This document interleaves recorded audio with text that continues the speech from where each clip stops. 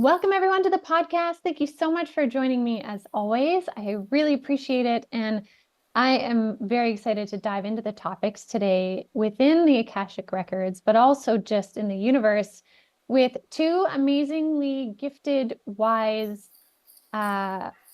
really just well-rounded souls. And so with me, I have Toni Marel and Cindy Lang. Both of them do read the Akashic Records, and we're going to be talking about the Akashic Records and what they've been noticing in the records the last while, as well as what I've been noticing in the energy, and kind of talking about some of the themes that we're seeing as we progress through this really significant 2024 year. So welcome both of you to the show. Thank you, and thank you for having us. Yes, I'm so happy to have you both here. So before we get into kind of the real deep dive of today's topic, one question I really would love both of your opinion on, and maybe Cindy, you can go first, is the Akashic Records, we know, are kind of this metaphorical hall of records that carries the information of all things, all souls, and everything they've been. When someone goes into the Akashic Records, do you think it's similar or the same thing to when someone taps into a mediumship reading? I think it's different, and this is why. Because when I see the records, I see it as a collective of souls that is signed up and is dedicated to helping that specific person's soul evolve. And sometimes I see loved ones within the record, but it's not always every person that they know that has passed away. So somebody could have a really close relationship with their mother, let's say, and that mother passes away, and she will choose to be part of that person's Akashic record as a guide until they pass away in this lifetime that they're in. Whereas with mediumship, and it's not my strong point, so you would probably know more about this, but I feel like there are souls that kind of can pop in, that can offer guidance, different maybe ascended masters, different teachers. They can come in and they can give information, but they're not necessarily going to be attached to that specific soul for the longevity of their lifetime. And so the guides for me that are within the Akashic Records know everything about that soul. So they know all of the choices they've made, they know the decisions, they know their soul contracts, they know all of the history. And so the information that we get within the Akashic Records is always to help that soul to evolve. Whereas in mediumship, there's different, that information can come through as well, but I also feel like there's a lot of other information that comes through that might not necessarily be there for that reason. Yeah, so to me, it feels different. Yeah. Okay. Very cool. Yeah. How about you, Toni? What's your thought? I think there's lots of different theories out there. I don't necessarily think there's anything that is right or wrong personally. I believe that it is a way of connecting into the way we are all connected. And there are, I know readers who are, no, this is this and that's that. And I know readers who blend everything as well. Personally, I don't really, as long as the session is set up for the person's best and highest good, and speaking to what Cindy says, ascended masters, guides, they come in, and for me, it's this beautiful pocket in time where the records or the universe or the collective energy or the creator, whatever words you want to put on it, are showing up for that person to give them the information for their best and highest good in the best way that they will receive it. And whether that looks like mom who passed away, or whether that's an ascended master, or whether that's just information coming down, I don't really personally feel that one is very different from the other. For me, it's about the person receiving it and what it is that they are taking away from that. So I don't think that's really answering your question, whether I think it's one thing or another. I think it's all good as long as the intention and the information coming through is pure and lands with the person and resonates. Yeah, Mhm. yeah, it's interesting. Cindy, did you have another thing to share? Well, I was just agreeing with her. I do believe that's true. I think that we're all tapping into something, and it doesn't really matter what the label is that we put on it, as long as it's helpful to the person. Yeah. Yeah. You know, what's interesting is I found, now I have definitely not been in the Akashic Records as often as both of you have, but I know there's a couple times I have tapped into the records specifically. And although I find the information can be similar, whether it's mediumship or the records, there was a different frequency to me of the records. The records had a different recognizable frequency to it. Although, like, you could connect with different beings and spirits in the records, same as you could in the mediumship realm, wherever that is. But there was a known frequency, which, I mean, I think is what gave it for me, the appearance of this like massive library is what it looked like to me. It was this huge library, and it was just this frequency of space. And so they're like, again, I'm trying to use words to describe it, and I can't quite pinpoint it because it's both. It was different and it wasn't all at the same time, but I knew where I was, or I knew what I was accessing, but it was different, but not. Right. So it like, anyway, I was just curious if both of you understood that. And it really sounds like you totally understand. Like we're all saying the same thing. I did have this session where I actually, in a meditation, when I was first starting the records, I asked because in meditation, a lot of the time they'll take me to what they call the Cathedral of Wisdom. And it's this like infinitely vast place. And I asked them, is this the records? And my guide was like, oh, the Akashic Records go kind of like out that door, down the corridor, and it's like third on your right. And so it was, for me, yes, it's one and the same, and maybe just a different door into the same information, like Cindy was saying.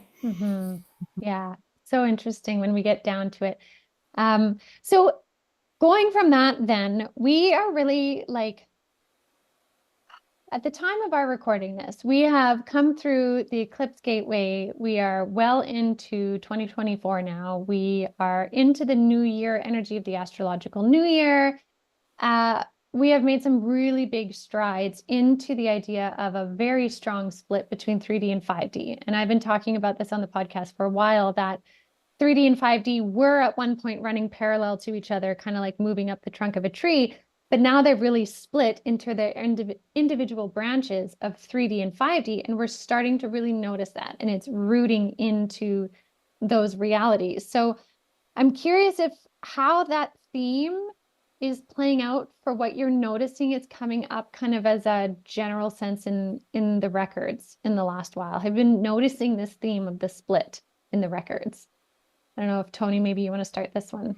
Sure. And yes, I'm finding a lot of the readings that I'm doing, they are literally speaking about this moment in time is a moment of choice. And you can keep doing what you're doing. And a lot of people who come to me they have rich and full lives. And they're like, all is good. Like you're doing great. And there is more. And I always feel like a really good Akashic record reading is kind of this confirmation of what you already know in your heart and maybe have not actually voiced, and information to kind of take you forward. And when this comes up in readings, and especially the last few weeks, I would say maybe the last month, it's been coming up, this pivotal moment in time, keep doing what you're doing, or there's a different depth of richness that is available to you, and you feel it and know it, but you may not have verbalized it or actually have words for it. And then they go on to speak about what it is that is this depth. And it is usually, and I'm generalizing here, but it is usually diving into the more spiritual side of things and looking at people's gifts that maybe are not quite so 3D. So it does very much feel like this kind of, do what you're doing in the 3D world, like what you've been doing with work, with relationships, or there is this like underlying river that you can tap into that will make your life completely different in a completely different way, in a way you've been feeling. So I've been seeing that a lot. How about you, Cindy? Mm-hmm. Yeah, I've definitely been noticing this choice point where, especially with people's like dreams and desires, I'm seeing people really opening up to this creative energy of what they can manifest in their lives, or in a way that they can live in a way that is more joyful, more happy, bringing them more contentment. But along with that seems to be a lot of readings that I've been having. We've been going back to the source of why they feel stuck in being able to create something for themselves. And it seems to be this theme of free will. So I have the free will to stay where I'm at, or I have the free will to move forward, but there seems to be something there that's keeping me stuck. And a lot of the readings that I've had have been bringing people back into past lives where their free will was either they've gave it away or it's been taken from them in some way, shape, or form. So that could be like through a vow, or through maybe being a slave in another lifetime, or having an arranged marriage in another lifetime, or just living in a society where they weren't able to express themselves in the ways that they have wanted to. And so I feel like a lot of those patterns are breaking right now, where people are coming back into their power so that they can choose a different timeline and be free, energetically free to choose that timeline. Does that make sense? Yeah. So when you go into those sessions with people, and I'm asking this more just for the general populace to understand, like they don't need to know what that is going into the session. Like that's something that people can discover in the records. It'll be revealed, like either the root of it or Mm-hmm. like, Absolutely. yeah, right? It doesn't have to, you don't have to figure out the label. Right. No. So usually what it looks like in a session with me is people will come in with whatever situation is happening in their life right now. So they'll have, usually people have a pattern or a situation in which they feel stuck, or they feel like they need some healing in that area of their life. And what I will typically do is unpack that for them. And then I take them into a guided journey to find the most significant moment in their timeline where that was, where they've abandoned themselves, where that's been taken away from them, where they've maybe made a vow. Where did the pattern begin? Because a pattern always begins because that's your best idea to keep you safe in the moment that you're in. And so it's a great idea. It's awesome. It works Mhm. until it doesn't. And there's a moment in time where your greatest strength becomes your greatest weakness. And now that's preventing you from living the life that you desire, or having the experience that you desire. And so we visit that moment in time, and then we call back the soul fragments. We break free from the vows. We become more embodied. And so nobody ever knows what that moment in time is usually until we're in the experience. Mhm. But there Yeah. will always be that common theme. I can remember there was a time when I did a reading with you, Cindy, and we did go back to a vow that was like so ancient, so long before I even knew, but when you said it, I could see it. And it was like off planet, like it was before the earth Yeah. was fully finished being formed.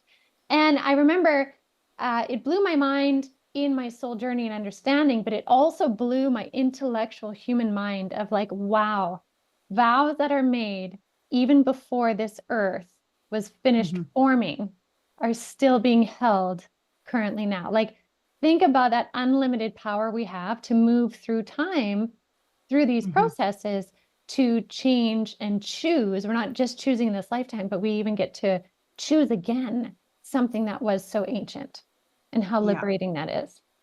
Mhm.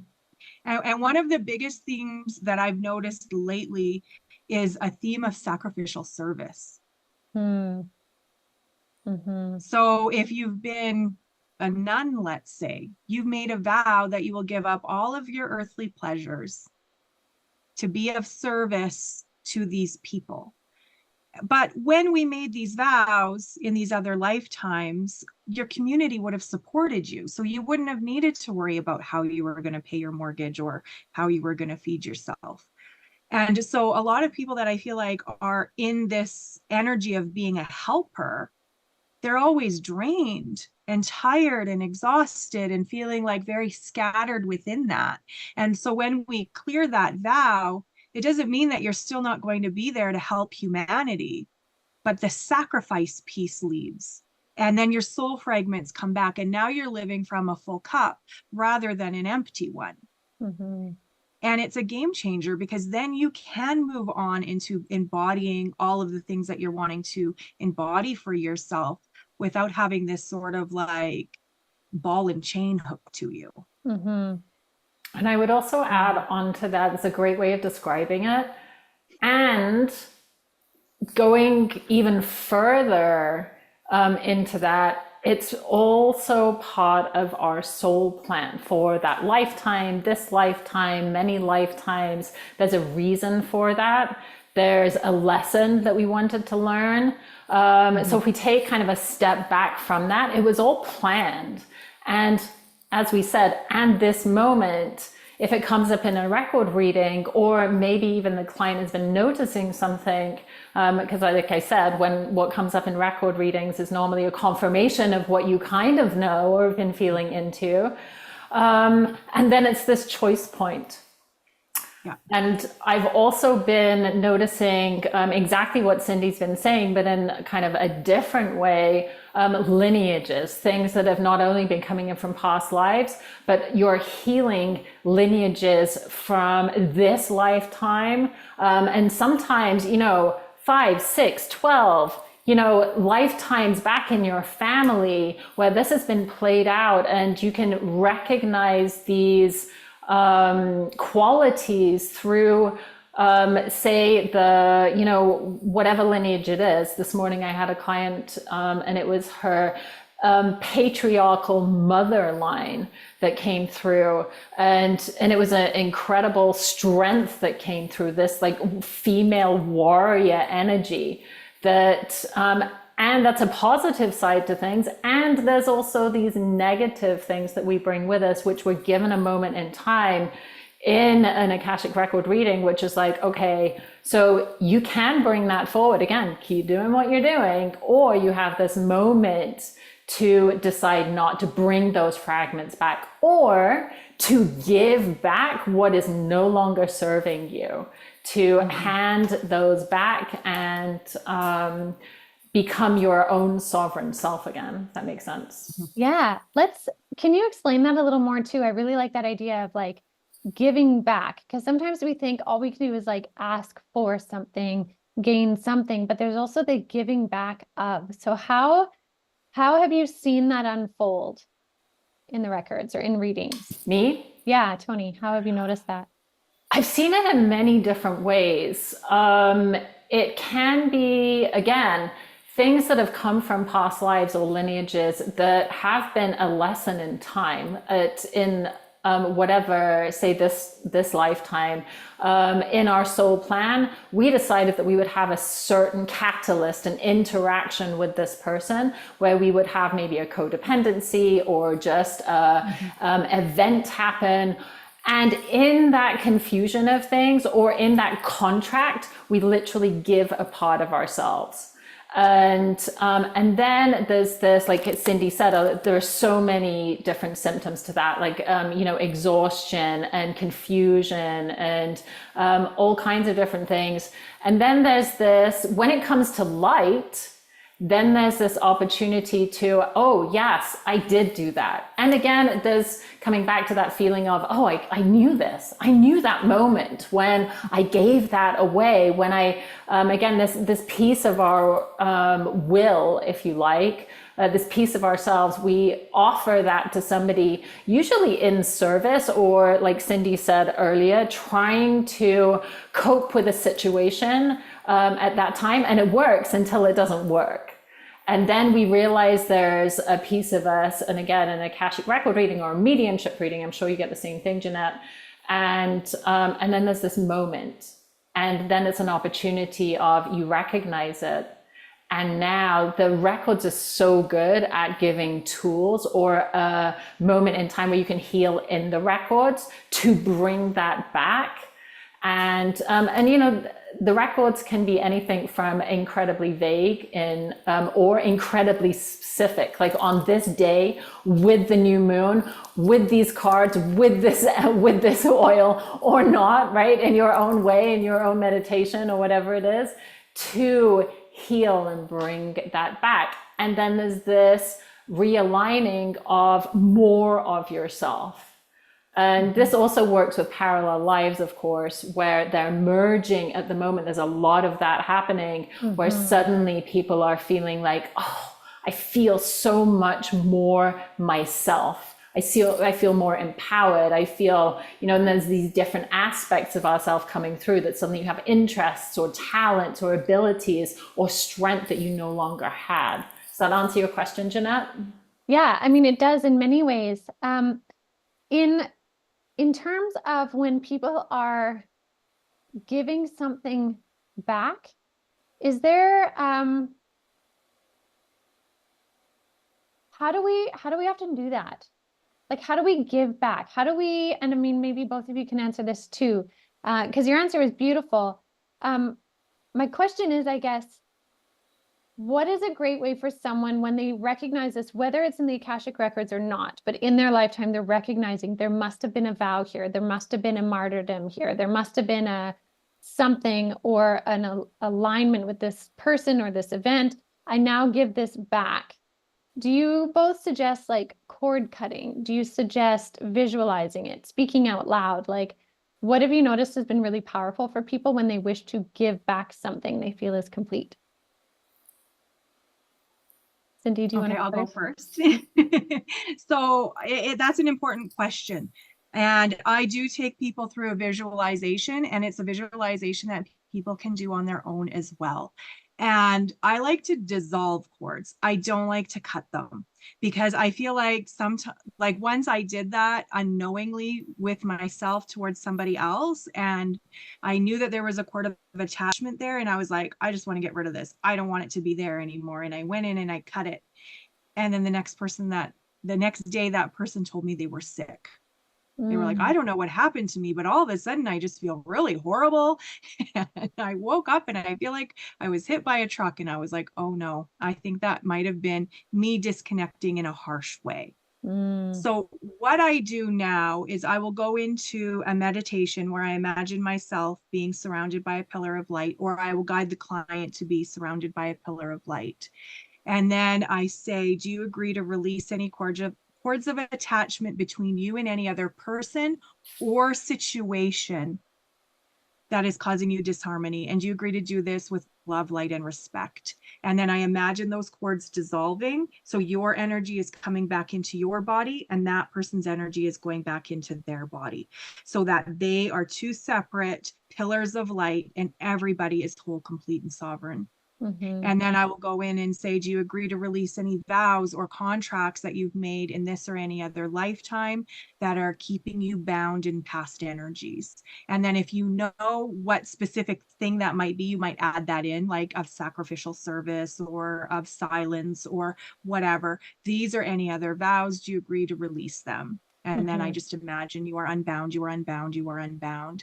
And then I also go in to release any energies you're holding that are not your own, whether that be energies you've empathetically absorbed from somebody, or energies that have been projected on you as somebody else's opinion of who you should be, because that's a big one too. We all do that, right? Like, I want this person to be this way, and that's you putting your energy on somebody else. And maybe they receive that because they're trying to be the best that they can be to make you happy.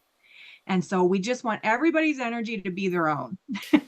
Yeah, that's a good And point. so I do that with a visualization and with a clear answer of, yes, I agree or no, I don't, because I feel like we need to speak it out loud. Mm-hmm. Yeah. So that's what that looks like for me. And also calling back the soul fragments. I always call back any pieces of me or anybody else that I have given away that are lost, lonely, and abandoned across all time, space, dimensions, and realities. I agree to call those pieces back home now. Yeah. That's beautiful. And that's how I do it. It seems to work. Yeah.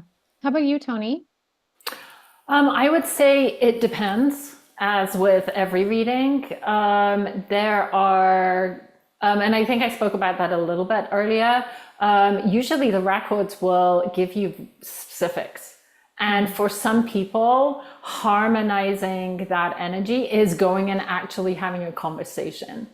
For some people, it's ceremony, some people, it's visualization. Sometimes you can do that in the records. So I wouldn't say there is one way. I would say that as there's 8.5 billion people, I would say there's 8.5 billion ways to go and do something. And that is the information that would come through in the session. So, and there's, like I said, endless ways that people can do that. I've had the records talk about writing things down and releasing it that way, either with fire or with, like Cindy says, with your voice. I have also had people advise to, like I said, go and have those conversations with people. Because it is not just their soul fragment, it's a agreement. I'm very much from the belief system that everything is perfect. Even when we don't think it's perfect, it's perfect. And so there's, however hard a situation is, everything is there for our catalyst to grow and explore and expand, and ultimately to come back to knowing who we are and what we came here to do. So, and I feel like there's, so as many situations and relationships as they are that need to be harmonized or healed, there are as many ways to do that. So I couldn't speak to one particular way. Yeah. And I think it's true. It is so unique to individual people in many of the ways. And I found that, I know for me, voice is really significant. Like for me to use my voice, whether I'm speaking to a person, speaking to the person's higher self, speaking to my guides, or sometimes speaking to myself. When I speak out loud and I use the frequential nature of my voice, it's like that for me moves through time and space, all directions, past lives, parallel. Like I find to vocalize it for me is really significant. Whereas I know for some other people, writing it and burning it is really significant for them. So I think it's really neat to hear the different variations, because it's about really like finding what aligns for you. Now, coming back to the soul fragment thing, I have been noticing so much so in sessions and readings, the concept of soul fragments coming back together. Like from my understanding, and I'm curious both of your perspectives, we are really returning as much as possible to this state of wholeness. Of like, so we picture the higher self like a piece of pie, and we are one slice of that pie right now on earth having a lifetime. That slice of pie is actually multiple smaller slices having parallel versions, but we're merging those back together. At the same time, we're pulling other higher self fragments back together. So essentially, the piece of pie that we have available to us in these bodies now is getting bigger. Like we're getting to have a big piece of pie, which literally everybody wants a bigger piece of pie. I'm really noticing that at this time. And what are you noticing that this is happening for people with more ease and grace, or is it happening a little bit more clunky? Maybe Cindy, do you want to start us off on that? I think it really depends on the person. Mm-hmm. I find like sometimes I'll go into a reading and somebody will just be in a period where there's a lot of flow and a lot of ease and a lot of grace in their life, and they've maybe moved through a lot of dark nights of the soul already, and they're ready to embrace the most powerful aspects of themselves. And in that case, it happens very smoothly. But on the other hand, I've also really noticed, especially in the last maybe 3 or 4 months, where people are having a lot of really hard experiences in life right now. People passing away that are their loved ones, the loss of job, relationships breaking up. All of these experiences in life that are tough are the catalyst for them to embrace the more spiritual side. So I wouldn't say it's all one thing right now. I think it's really everybody is kind of moving through it in their own unique pattern, in their own unique way, and in their own timing. Yeah. How about But you? either way, it Oh, seems to be happening. it is happening, right? I swear I Yeah. noticed this. Toni, how about you? What are you Can seeing you with the ask the fragments? question again? So, like, how are you noticing this process of soul fragments coming together in people? Like, what are some themes you're noticing? Is it clunky? Is it more seamless? Are people aware it's happening or not? I would say yes and yes. Um, uh, so, like Cindy, I'm seeing it in all different kinds of ways. And, we didn't all sign up for the same journey, but we did all sign up to ultimately come back to our most true self, which ultimately is oneness. So I can absolutely mirror just what Cindy said. People are going through really, really tough times right now, and that's not easy. I feel like there's nobody on this planet right now that has not been through tough times. And there is also this piece of the more we know ourselves, the more we make decisions and choices that are in alignment to ourselves, the easier and more flow we seem to find and shift into. And the one of our best tools, and also the tool that gets in the way, is our mind, right? Because we know things, not like know things, but know things down in here. And I feel like all our decisions really come from here. And then the head gets involved with, I don't know, do you think that's like a really good idea? And there's this part of the heart that doesn't know what it's doing, but knows to move in a certain direction. And then we have the real world around us and everybody's opinions telling us this or that, where we're feeling something very different. And I feel like what's amazing about all this realm that the three of us kind of work in is that we're reconnecting people back into that thing that you're feeling. That's a thing, right? And so I would say that yes, it's yes and yes. It's happening in all different ways. And there's no right and wrong, and certainly no hierarchy. No, oh, if somebody's life is so much flow, that doesn't mean that they're better. It just means that at this moment in time, they're feeling that moving forward in a certain way. And isn't that wonderful? We all know when we're feeling that. And isn't it great when life feels like it's flowing? And one of the best things is catalyst, right? Because we don't grow and change if we don't have catalyst. So I would say to anybody who's having a really hard time right now, then, this is a huge pivotal moment in time for us all to have growth. And to be patient with yourself. And again, there's not a right or wrong. There's not we're not on a timeline, right? We don't have to get through everything in the next 6 months and then it'll be okay. Or, maybe in 6 months you have your biggest learning. It's all ebbs and flows. And I feel like for all of us, it's that if we can tap back into the most us we can be. It's kind of like if Cindy can be the best Cindy that she can be, then she's living her best life. It doesn't mean an easy life. It means that she's making decisions and choices from being Cindy, right? And I feel like everything that we're kind of bringing, whether it's a mediumship reading, whether it's all of your offerings, Jeanette, or whether Cindy and I, whether it's our offerings that we do, because I know, Cindy, you do lots of other things too, it's ultimately the same thing. We're trying to get to know ourselves and trust that and connect. Yeah. That's beautiful. Yeah, I agree with that.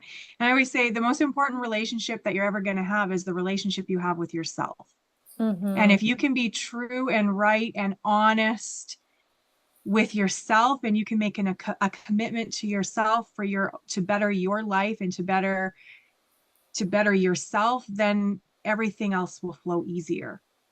Doesn't mean it won't be hard, of course, but I feel like it'll flow easier because you're solid with yourself. So you're not going to be worried. It's part of why we call the soul fragments back. So if you're living from a fragmented space, it's going to be very hard for you to allow yourself to be vulnerable. Because if you're vulnerable to try something new or to be in a different relationship or to do something different, your ego is going to say, if this doesn't work out, what will happen? You're going to be burnt out. You're going to be exhausted. You're going to be like losing whatever it is that you have left. But when you are operating from a place of being whole, complete, and sovereign, it's a game changer because you're not going to abandon yourself anymore for anything else. That's beautiful. I agree. I so agree. And it's echoed by my guides too, right? Like know thyself.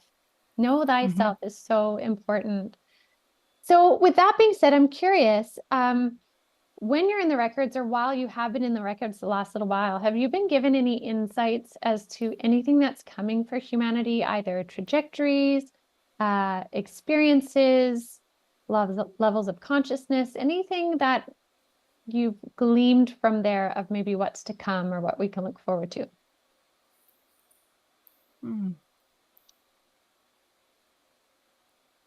I don't typically get a lot of predictive energy when I'm in the records.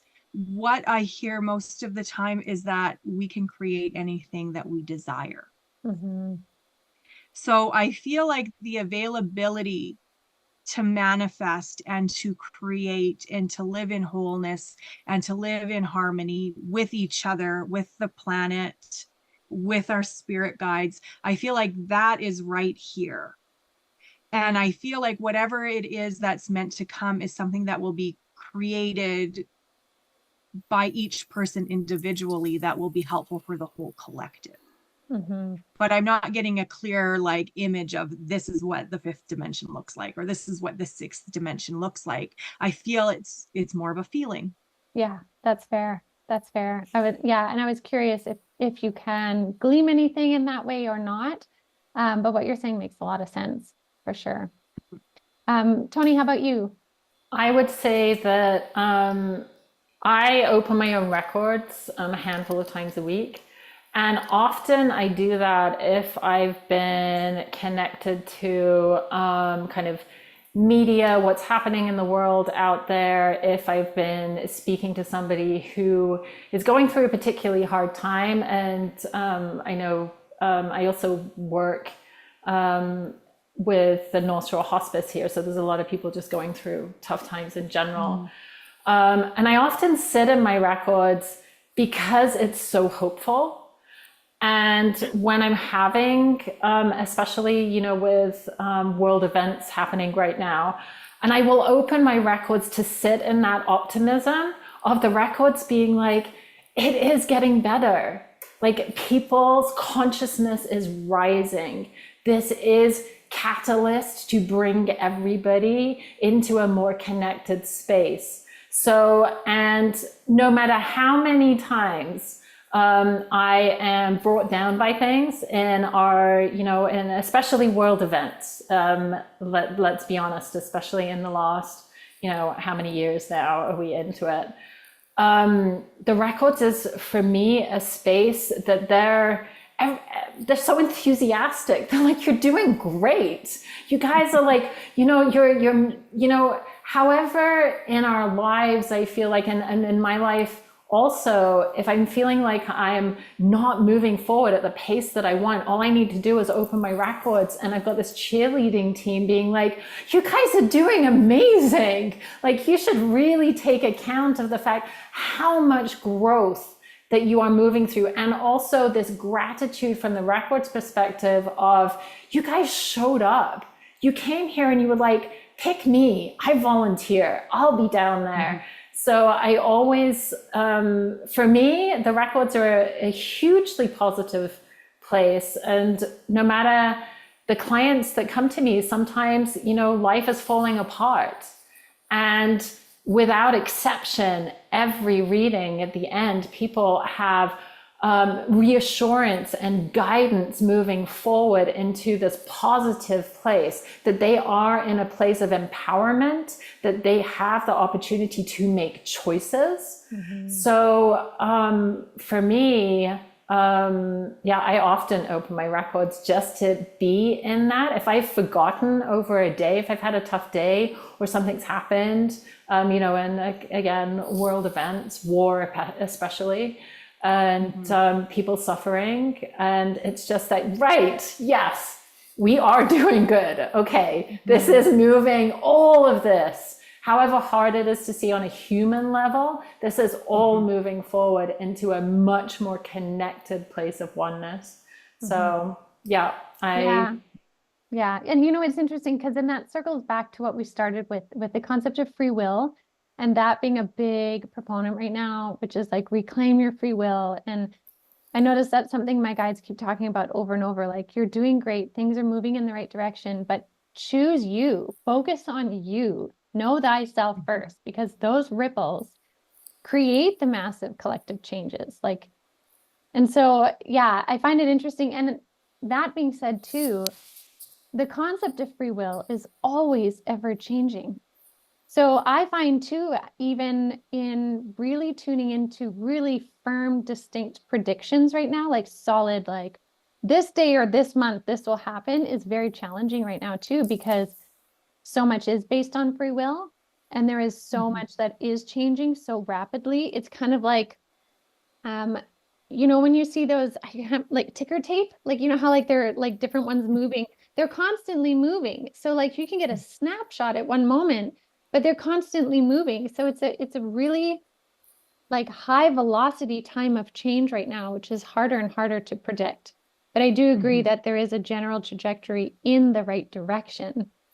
But it's really about focusing on thyself right now, like anchor thyself, and then the rest falls into place.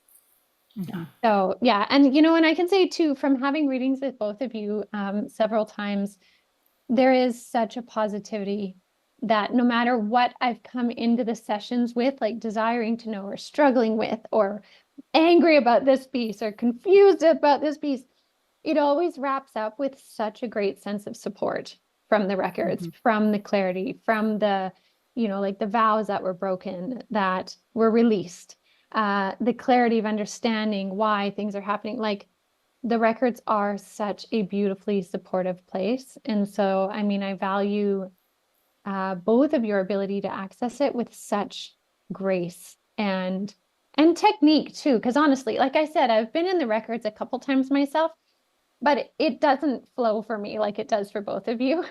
I gotta say, it's quite different.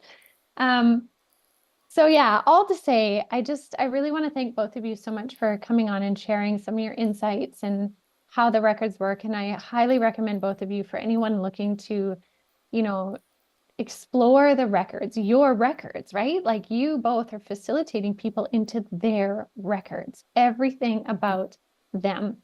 And it's a magnificent place to explore. So I highly recommend it. And I really want to thank both of you for coming on. And people can book both of you through avalonspirit.com. I recommend it like big time. So thank you both so much for joining me.